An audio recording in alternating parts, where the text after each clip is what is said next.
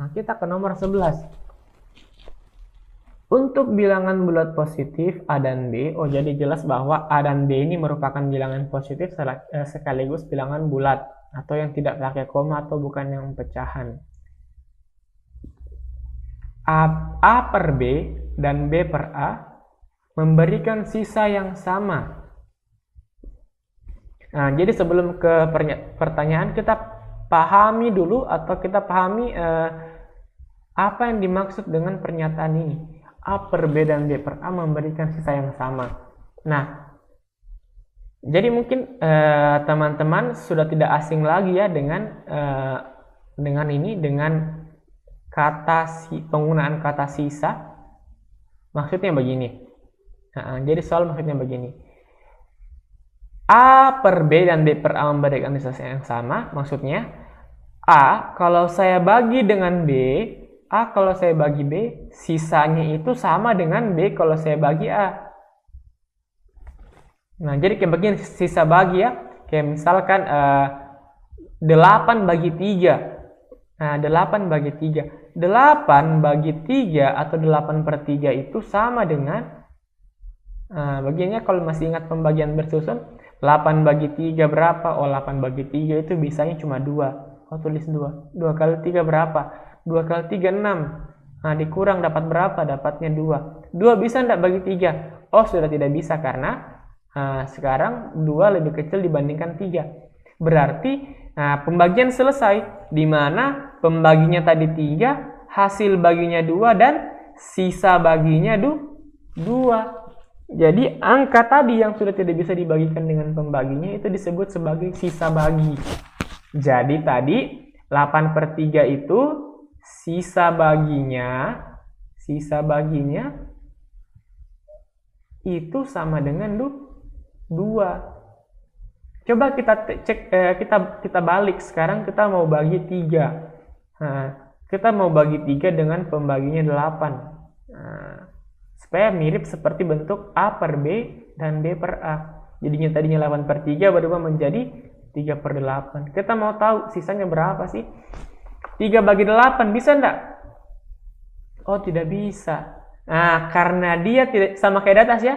Karena tadi 2 bagi 3 tidak bisa, maka pembagian selesai. Sama kayak ini. 3 dibagi 8 tidak bisa, pembagian selesai. Artinya, langsung ya, angka yang tadi yang mau dibagikan sama 8 ternyata tidak bisa. Nah, itu sekaligus menjadi sisa bagi. Jadi 3 itu langsung menjadi sisa bagi ya. Karena kenapa? Dia tidak bisa lagi dibagikan sama 8. Jadi dia langsung menjadi sisa bagi. Jadi tidak ada hasil baginya. Yang ada cuma sisa baginya 3. Perhatikan di sini. 8 per 3 sisa baginya 2. 3 per 8 sisa baginya 3. Tidak sama. Jadi jelas bilangan yang dimaksud tidak mungkin 8 per 3 sama 3 per 8 ya. Jadi kayak begitu. Itu yang dimaksud sebagai sisa bagi. Jadi pertanyaannya sekarang, kapan dua bilangan itu kalau dikasih saling membagi, kapan sisa baginya sama? Jawabannya cuma satu. Dua bilangan akan menghasilkan sisa bagi yang sama ketika mereka saling dibagikan adalah ketika bilangannya itu merupakan bilangan yang sama. Jadi dua bilangan ini akan memberikan sisa bagi yang sama ketika saling dibagikan. Ketika apa? Ketika dua bilangan itu sama. Contohnya ya. Contohnya misalkan saya ambil dua bilangan. Katakanlah 9 dan 9. 9 dan 9. Jadi 9 bagi 9 berapa? 9 bagi 9 sama dengan 1. 1 tulis. 1 kali 9 berapa? 9. 9 kurang 9 0. 0 bisa tidak dibagi 9? Sudah tidak bisa. Kenapa? Karena 0 lebih kecil dibandingkan 9. Artinya pembagian selesai. Maka tadi sisa bagi 9 bagi 9 adalah 0. Coba sekarang kita balik. 9 yang di luar masuk, 9 yang di dalam keluar. Tapi pasti hasil baginya sama.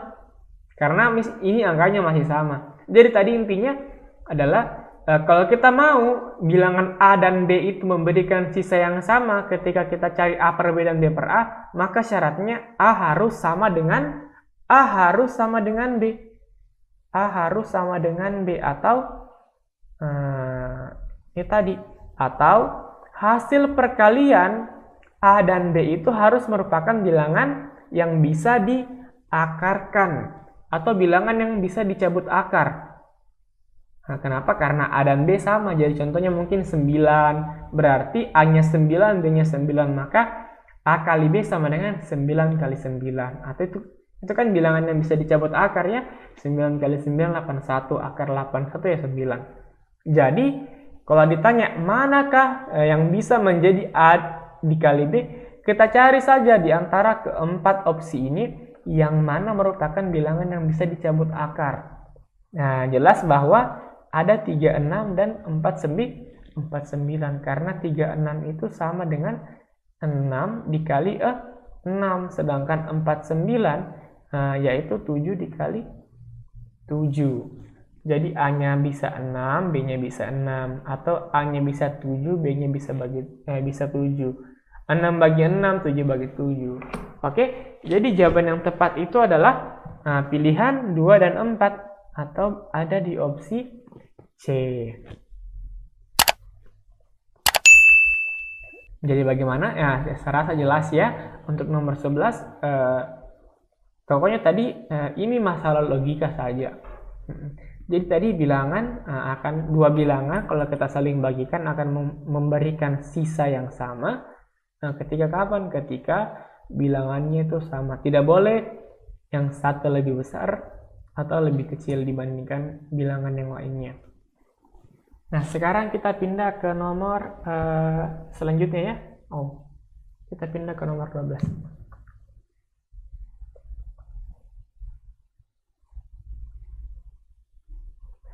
Untuk setiap bilangan M dan N didefinisikan M tanda seru 2N itu sama dengan M kuadrat kurang N kuadrat.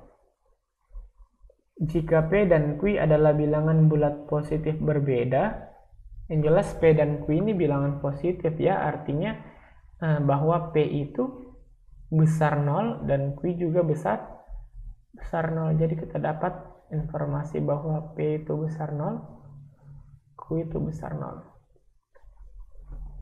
Jelas P dan Q berbeda, tidak boleh sama. Manakah pernyataan berikut yang bisa negatif? Kita lihat saja.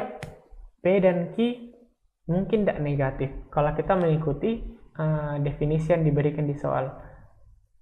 Kita mengikuti definisi yang ini.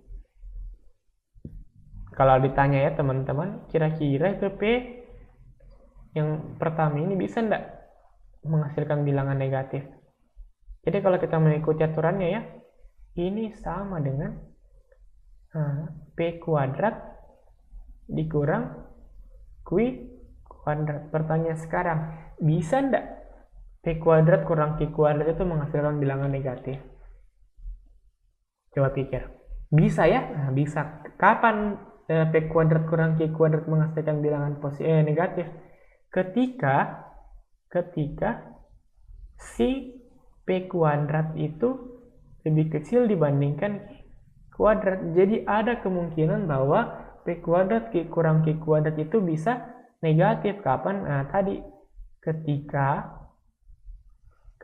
P kuadrat itu lebih kecil dibandingkan Q kuadrat, atau ketika P itu kecil Q. Jadi contohnya mungkin kayak begini. Yang jelas P dan 0. P itu besar 0, Q besar 0. Coba kita ambil. P sama dengan 1, Q sama dengan 2. Coba kita kuadratkan. Maka sama kayak 1 kuadrat kurang 2 kuadrat. 1 dikurang 4 atau minus 3 ini kan bilangan negatif ya. Jadi ada kemungkinan bahwa P kuadrat dikurang Q kuadrat itu kecil 0 atau negatif. Yang kedua, P tambah Q tanda seru P. Nah, lihat ya, P tambah Q tanda seru P. Ini kan agak ribet ya, P tambah Q. Coba kita misalkan untuk pernyataan kedua ya. Coba kita misalkan untuk pernyataan kedua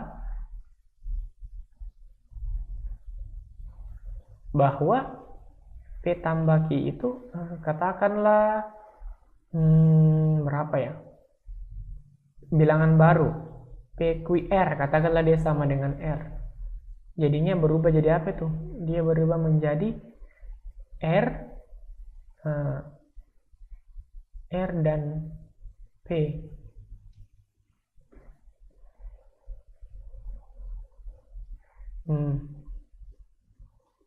Kalau kita mengikuti definisi yang saya stabilo kuning, maka dia akan menjadi R kuadrat dikurang P kuadrat. Pertanyaan sekarang, mungkin nggak R kuadrat kurang P kuadrat itu kecil 0?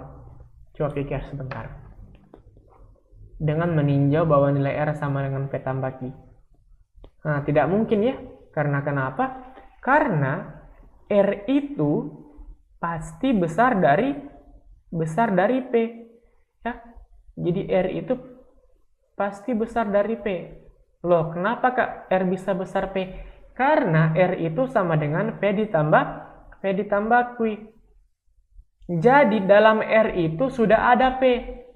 Tapi P itu saya tambah lagi Q. Maka pasti akan lebih besar dibandingkan si P. Jadi kalau R kuadrat kurang P kuadrat, maka pasti nilainya itu pasti besar 0. Nah, contohnya mungkin begini ya. Kita mengambil nilai P dan Q yang sama kayak tadi. Jadi P tambah Q berapa? P tambah Q sama dengan R. Atau P tambah Q sama dengan 3 ya. Jadi 3 tanda seru P. P-nya berapa? 1. Jadi 3 kuadrat kurang 1 kuadrat. Besar 0. Karena kenapa? Dia sama dengan 9 kurang 1 atau 8 besar 0. Jadi di sini jelas bahwa nilainya P tambah Q tanda seru P itu tidak mungkin dia negatif. Jadi tetot. Jadi 1 benar tapi 2 salah. Nah, kalau kita mau lihat opsi ya, soal yang menyalahkan 2 dan membenarkan opsi atau pilihan pertama itu cuman ada di opsi bagian B atau opsi berapa. Jadi kalau mau cepat ya mungkin Kak, apa cara cepatnya? Cara cepatnya begini. Tadi langsung lihat opsi. Dia cuma opsi berapa yang 1 benar tapi 2 salah. Langsung ambil saja opsi berapa. Selesai. Jadi itu mungkin cara yang lebih singkat dalam mengerjakan tipe soal seperti ini. Jadi kita lanjut ya ke nomor. Jadi tadi jawabannya berapa? Kita lanjut ke nomor 13. Diketahui bahwa P dikali Q itu tidak sama dengan 0. Artinya apa? Kalau P kali Q tidak sama dengan 0, maka P itu tidak mungkin sama dengan 0 dan Q juga tidak mungkin sama dengan 0. Karena kenapa? Hasil kalinya tidak sama dengan 0. Nah, lanjut. Q sama dengan minus mutlak M dikali P ditambah C. Kita ketemu sama tanda mutlak. Jadi semoga teman-teman masih ingat ya tanda mutlak. Tanda mutlak itu adalah operasi atau tanda yang membuat semua bilangan yang ada di dalamnya itu menjadi bilangan positif ya. Jadi berapapun nilai M, entah dia positif atau negatif, mutlak M itu selalu bernilai positif. Jadi ditanya, maka apakah hasil P dan Q adalah negatif? Dengan modal pernyataan 1 itu C sama dengan 0, M sama dengan 4. Coba misalkan kita gunakan ya opsi pertama atau bantuan pertama C sama dengan 0. Kalau C sama dengan 0 kira-kira, jadi soal seperti ini tuh tujuannya begini. Maksudnya begini ya, apakah jawaban atau apakah pertanyaan ini bisa terjawab dengan modal ini C sama dengan 0 atau M sama dengan 4. Atau apakah bantuan ini cukup untuk menjawab pertanyaan dari soal. Jadi kalau C sama dengan 0 kira-kira terjawab tidak soal ini. Jadi misalkan P kan tidak diketahui berapa. Yang jelas Q itu sama dengan minus mutlak M tambah P ditambah C. Kalau C sama dengan 0, jadi kalau C sama dengan 0, maka pasti nilai QI sama dengan minus mutlak M dikali P saja, karena tidak ada nolnya. Nah, mutlak M itu pasti positif. Ingat ya, mutlak M itu pasti positif. Tapi karena dia dikalikan dengan negatif, maka dia pasti jadi negatif. Maka QI ini pasti jadi apa? Jadi negatifnya P ya. Jadi di antara Q dan P itu ada salah satunya negatif. Nah, kalau ada dua bilangan ya, di mana salah satunya negatif, maka pasti ya hasil kalinya negatif. Jadi misalkan begini, contohnya ya, kalau saya punya 1 dan negatif 2, maka ini kan hasil kalinya kan negatif 2, atau saya balik, minus 1 dan 2, kalau saya kali tetap sama dengan negatif 2. Jadi karena di soal jelas bahwa dengan bantuan C sama dengan 0, di mana di antara P dan Q ada yang negatif, ini ya, Q sama dengan sesuatu yang negatif dikali P, maka pasti hasil kalinya negatif. Jadi Q itu negatifnya P. Jadi jelas bahwa pernyataan seperti ini sudah cukup untuk menjawab pertanyaan dari soal. Tapi coba kita gunakan bantuan kedua. Kira-kira bantuan kedua ini kalau berdiri sendiri cukup enggak untuk menjawab pertanyaan soal? Jadi katanya bagaimana kalau misalkan Kak, M-nya sama dengan 0, kita coba ya, M-nya sama dengan 4. Kalau M sama dengan 4, maka Q sama dengan minus mutlak 4 dikali P ditambah C. Misalkan berdiri sendiri ya. Mutlak 4 berapa? Oh, mutlak 4 sama dengan positif 4. Nah, kita tulislah ini sama dengan minus dari positif 4 dikali P ditambah C. Nah, sekarang dari soal ini atau dari pernyataan ini, dia belum memberikan kejelasan bahwa kira-kira ini bernilai positif atau negatif, si min 4 tambah C-nya. Jadi dari ini ya, dari yang baru saya stabilo, dia punya dua kemungkinan. Dia bisa bernilai positif ketika ya C ini besar, besar banget. C ini besar dibandingkan, jadi ini ya, ini bisa bernilai positif ketika C itu lebih dari minus 4P. Dia bisa bernilai positif.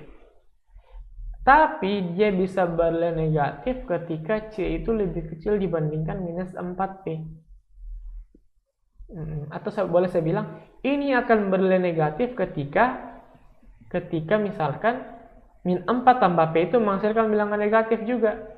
Tapi dia bisa menjadi positif ketika min 4 tambah C itu menghasilkan bilangan positif. Kapan terjadi? Ketika plusnya itu lebih besar dibandingkan minusnya. Tapi dia akan jadi negatif ketika minusnya lebih besar daripada plusnya. Jadi, jika kita menggunakan bantuan nomor 4 secara mandiri atau secara itu saja yang dipakai, maka dia tidak cukup untuk menjawab pertanyaan dari soal. Karena ada kemungkinan tadi, dia bisa bernilai positif, bisa juga bernilai negatif, tergantung kasus yang mana. Apakah kasus yang ini atau yang ini. Jadi jelas bahwa pernyataan 2 saja tidak cukup untuk menjawab pertanyaan dari soal. Tapi pernyataan 1 saja sudah cukup. Jadi coba kita lihat opsi mana yang memenuhi. A. Pernyataan 1 sudah cukup untuk menjawab, tetapi pernyataan 2 tidak cukup. Nah, ini sesuai ya yang dengan apa yang kita mau cari. Jadi tidak perlu melihat opsi lain, langsung kita pilih jawaban pada opsi A atau alfa. Jadi jawabannya A ya.